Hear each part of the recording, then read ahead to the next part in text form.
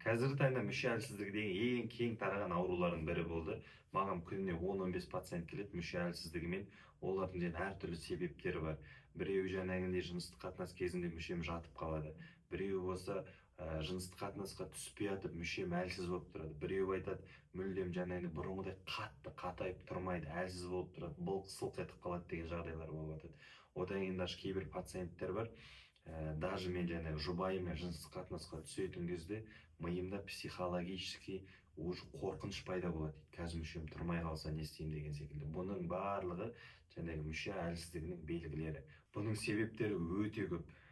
Көбісінде қанның дұрыс келмеуіне байланысты, кейбір адамдарда болады гормональды бұзылысқа байланысты, біреулерде болады бұлшықеттердің әлсіздігі, біреуде простатит, біреулерде өмір салтының дұрыс еместігіне. Осының ең бірінші себебін анықтаймыз, одан кейін барып нәтижелі ем тағайындаймыз. Өзім таныстырып өтейін, есімім Ерсұлтан Қайратұлы болады, уролог андролог дәрігермін. Қазіргі таңда Алматы қаласында Дауа деген клиникада прием қабылдаймын. Жазылу үшін консультацияға төмендегі номерға жаза кетсеңіздер болады. Енді мен сіздерге мүше әлсіздігінің түрлерін айтып өтейін. Негізгі мүшенің тұруы бізде жалпы қанның келуіне байланысты. Біздің мүшенің екі жағында, мынандай қарасаңыздар, пещерстое тело деген болады. Ол мүшеде былай тұрады.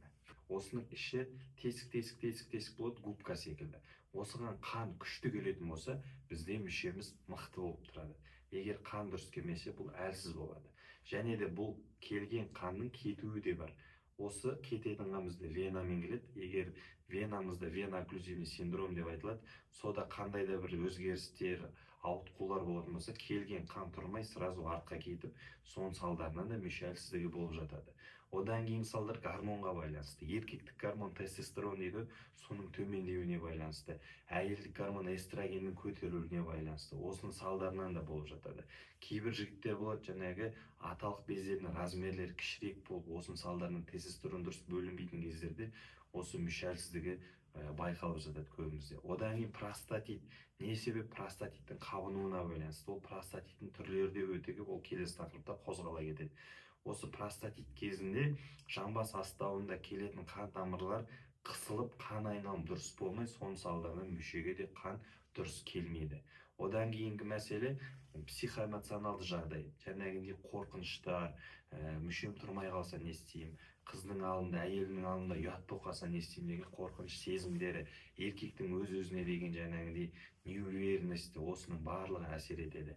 Енді біз оны қалай емдейміз? Ең бірінші сіздер келесіздер, біз нақты түрін анықтап аламыз, сізде қайсысы екенін.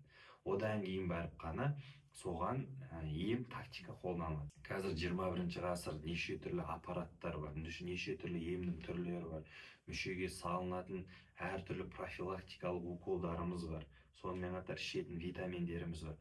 Осының бәрін пайдалана отырып, біз мықты нәтижеге жетуіміз керек.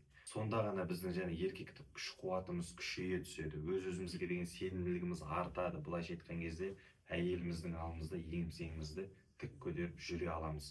Егер де сізде мүше әлсіздігіне байланысты қандай да бір проблема болатын болса, келіңіз, бірге отырып, оның шешімін табамыз. Бірінші диагностика жасаймыз, одан кейін барып қана нәтижелі ем жүргізіледі.